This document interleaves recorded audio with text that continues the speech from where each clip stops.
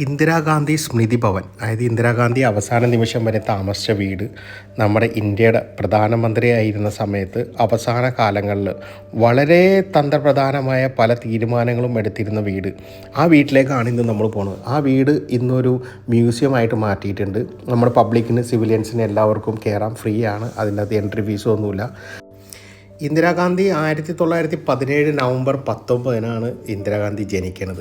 1966 ഇന്ത്യയുടെ പ്രധാനമന്ത്രിയായി ചുമതലയേറ്റ ഇന്ദിരാഗാന്ധി ശക്തമായ നേതൃത്വത്തിലൂടെ നിർണായകമായ തീരുമാനങ്ങളിലൂടെയും ലോകശ്രദ്ധ നേടിയ നേതാവായി മാറി. അതുകൊണ്ടാണ് ശ്രീമതി ഇന്ദിരാഗാന്ധിനെ ഉരുക്ക് വനിത എന്ന് പലരും വിളിക്കാനുള്ള കാരണം. നമ്മുടെ കണ്ണിൽ ഈറിനണിയിപ്പിക്കുന്ന ഒരു കാഴ്ചയാണ് ശ്രീമതി ഇന്ദിരാഗാന്ധി അവസാന നിമിഷം ധരിച്ചിരുന്ന ആ സാരിയും ഒരു തോൾ സഞ്ചിയും പിന്നെ ഒരു സ്ലിപ്പറും.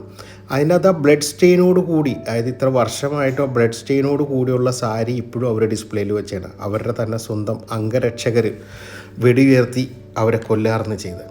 സത്യം പറഞ്ഞാൽ ഇതൊക്കെ കാണുമ്പോൾ നമുക്ക് ഭയങ്കര സങ്കടമാണ്. ഇത് ഞാൻ പറയണതെന്ന് പറഞ്ഞാൽ നമ്മളുടെ കുട്ടികളും നമ്മളെല്ലാവരും ഒരു പ്രാവശ്യമെങ്കിലും ലൈഫിൽ ഒരു പ്രാവശ്യമെങ്കിലും നമ്മുടെ ഇതുപോലുള്ള ഹിസ്റ്റോറിക്കലായിട്ടുള്ള നമ്മുടെ ഡൽഹിയിൽ നമ്മൾ പോയി നമ്മുടെ കുട്ടികളെയൊക്കെ കാണിച്ചു കൊടുത്ത് അവർക്ക് തന്ത്രപ്രധാനമായ നമ്മുടെ ഇന്ത്യയിലെ പല സ്ഥലങ്ങളും നമ്മുടെ ഇത് ക്യാപിറ്റലായ ഡൽഹിയിൽ കൊണ്ടുപോയി കാണിച്ചു കൊടുക്കണമെന്നാണ് ഞാൻ പറയുള്ളൂ.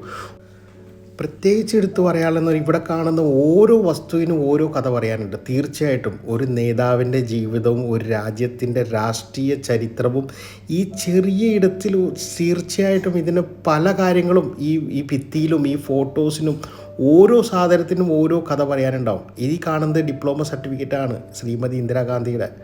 അതേപോലെ രാജീവ് ഗാന്ധി ഉപയോഗിച്ച സാധനങ്ങൾ, രാജീവ് ഗാന്ധി ഒരു പൈലറ്റാണെന്നുള്ളത് നമുക്ക് എല്ലാവർക്കും അറിയാമല്ലോ. രാജീവ് ഗാന്ധി പൈലറ്റായിരുന്ന സമയത്ത് അദ്ദേഹം ഉപയോഗിച്ച സാധനങ്ങളെല്ലാം അവിടെ തന്നെ ഉണ്ട്. ഇതൊക്കെ എന്ന് പറഞ്ഞാൽ നമുക്ക് ഇന്ന് വരെ നമ്മുടെ ഫുൾ ലൈഫിൽ നമുക്ക് ഒരു മനുഷ്യ ആഴ്ചയിൽ നമ്മൾ ഇതുവരെ വായിച്ച് തീർക്കാത്ത ബുക്സുകളൊക്കെയാണ് അവർ വായിച്ച് തീർത്ത ബുക്സുകളൊക്കെ. അന്നത്തെ ആ കാലഘട്ടത്തിൽ ഇന്ന് നമുക്ക് ബുക്സ് വായിച്ചിട്ട് നമുക്ക് ഒന്നും വായിക്കാനുള്ള സമയമില്ല. വായിച്ച് പഠിക്കാൻ ഏതൊരു മഹാൻ പറഞ്ഞിട്ടുണ്ട്, പക്ഷെ നമ്മളിതുവരെ വായിച്ചിട്ടില്ല, നമ്മളിതുവരെ പഠിച്ചിട്ടില്ല. നമ്മൾ രാജീവ് ഗാന്ധിനെ പറ്റി പറഞ്ഞ് തീർക്കാൻ നമുക്ക് ഒരിക്കലും സാധിക്കില്ല. കാരണം രാജീവ് ഗാന്ധിയുടെ ഇതുണ്ട് ഐഡൻറ്റിറ്റി കാർഡും അദ്ദേഹം ഉപയോഗിച്ച സാധനങ്ങളും അദ്ദേഹത്തിൻ്റെ പൈലറ്റായിരുന്ന സമയത്ത് ഉപയോഗിച്ചിരുന്ന യൂണിഫോമും എല്ലാം നമുക്കിവിടെ കാണാൻ പറ്റും. നമ്മൾ ഇതിനെ വിവരിക്കണമെന്ന് വെച്ചാൽ സത്യം പറഞ്ഞാൽ എനിക്കറിയില്ല.